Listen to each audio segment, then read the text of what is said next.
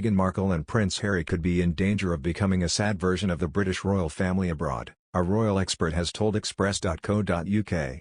The Duke and Duchess of Sussex have scarcely returned to the UK after cutting ties with the royal family in March 2020. The pair briefly stopped in to see the Queen on their way from California to The Hague for the Invictus Games earlier this month. But the decision to try to have their own life away from the firm could come back to bite the Duke and Duchess in the future, a royal biographer has told Express.co.uk. Ian Lloyd, the author of the newly published The Queen, 70 Chapters in the Life of Elizabeth II, warned that the Sussexes could wind up much like the Duke and Duchess of Windsor if they continue on their current path. Mr. Lloyd commented, "They could eventually end up like the Duke and Duchess of Windsor, where they're just a sort of mini-court, miles away from Britain. This would effectively become a sad version of the British royal family abroad," he added. The Duke of Windsor was the title King Edward VIII eventually adopted after he ascended, then abdicated, the throne in 1936. His reign from January to December 1936 ended when he renounced the throne to marry Wallis Simpson, an American socialite and divorcee. He is the only British monarch to have voluntarily given up the crown. During the 1930s, the then heir met Ms. Simpson and fell in love with her, before attempting to pursue marriage once he took the throne. But opposition from the senior royal ranks, the Church, and many politicians made up the king's mind to renounce his reign. As George VI took over as sovereign, he granted his elder sibling the title of Duke of Windsor, although the Duchess, once she married Edward, was not permitted to use an HRH title.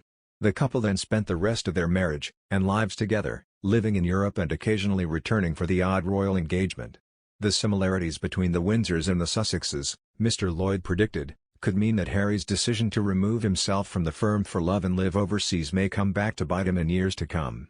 He added, "It happened with the Windsors, it happened with anybody who tried to have their own life." Mr. Lloyd raised the possibility that the Duke and Duchess of Sussex attempting to at once distance themselves from royalty yet profit from association with the royal brand could a tactic easily exhausted. He described how the likes of Netflix will want to discuss the Queen and royalty, but once that's exhausted, what is there? He posed. "After many months of reflection and internal discussions, we have chosen to make a transition this year in starting to carve out a progressive new role within this institution," they wrote in an Instagram statement released on Wednesday. "We intend to step back as senior members of the royal family and work to become financially independent, while continuing to fully support Her Majesty the Queen.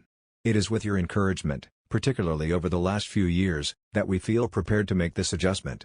They stated that their new lives would involve relocation to North America, for part of the time, anyway, after leaving son Archie in Canada under the care of Meghan's friend Jessica Mulroney and a nanny following the family's Christmas celebrations there.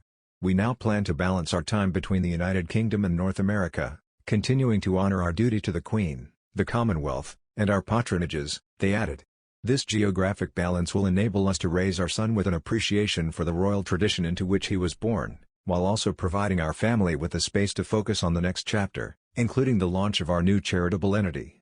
Harry and Meghan said that they look forward to sharing the full details of this exciting next step in due course and will continue to collaborate with Her Majesty the Queen, the Prince of Wales, the Duke of Cambridge and all relevant parties. The announcement, however, threw some of those relevant parties, including Harry's older brother, Prince William, and grandmother Queen Elizabeth II, for a loop. 1 year after dropping the major bombshell, Harry asserted that he didn't blindside the monarch with his choice to step down.